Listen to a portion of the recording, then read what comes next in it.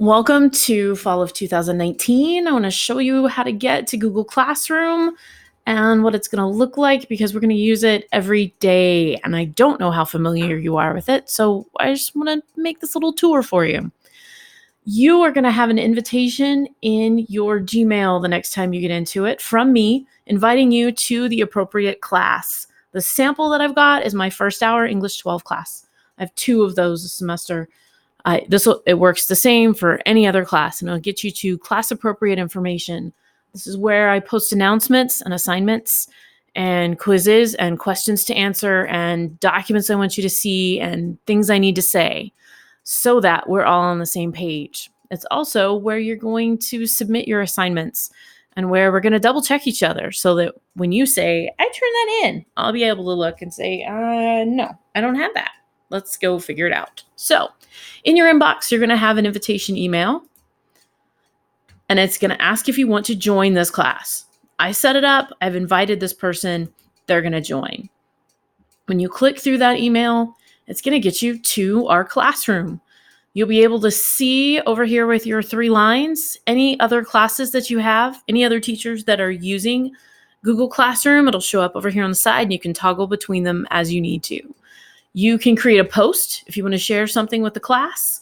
You can comment on posts. You can do all kinds of things. This is an online learning management system. If you have not already used one, chances are you will be. This is a lot of college classes, a lot of continuing education, schools, businesses, all kinds of places that are jumping on board with this.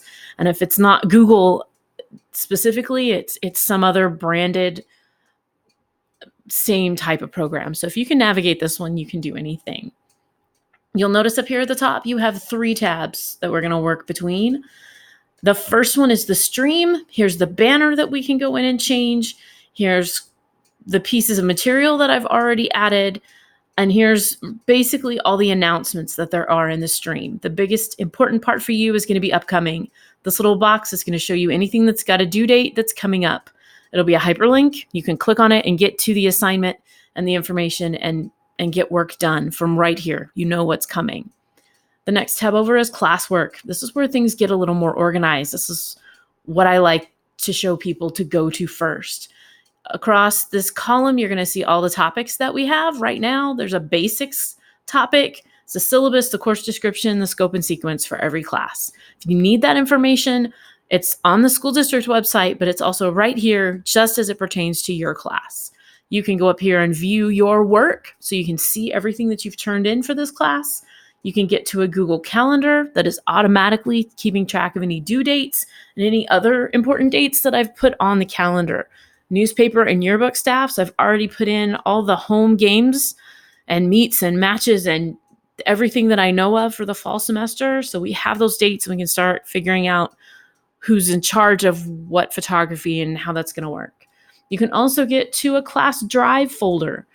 Google Classroom automatically made a folder in your Google Drive where all of your stuff will also be saved. So if you need it later, you can get to it in Google Drive. If there's a question about if it happened or not, it's automatically saving and attaching itself to the assignment if you've done it right, and it's in Google Classroom in that folder in Google Drive. Next to that is the People tab. You'll be able to see the teacher, which right now is just me. Under that, as we have more students added to this, you'll be able to see the list of students, be able to contact people you're working with projects on, or ask other questions and whatever else it is you need to do. You'll also be able to see if your parents are interested in getting a guardian summary, okay?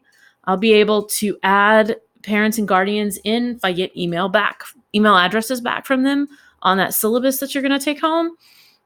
If they're interested, it will show you a guardian summary, and there's another video, or there will be, about what that looks like. That's the announcements, that's due dates, that's if things were missing or late. That doesn't let them see your grades. It doesn't let them get in and do the work, but it helps keep them in the loop if they're interested, and starts that conversation when they know what's going on in class. So I highly recommend it. They can set it up so that it happens once a day or once a week, that they get notified of just basic newsletter kind of stuff. So that's Google Classroom. if you need to get back over to here, you can see the calendar, you can see your to-do list, you can get to some other settings if you want to turn off email notifications. If you want to look at the syllabus or the course description or the scope and sequence or this that we can try out and see if it worked, here's a bunch of resources I put together in a Symbaloo web mix so that you have access to the online textbook that I found and the quizzes link and some typing games and college information and my website and the PowerSchool link and those kinds of things. So that's what that is. And it worked. So I'm excited to use this with you guys. I hope that helps show you around, serves as a good refresher course for what it is we know how to do. And I will see you in Google Classroom.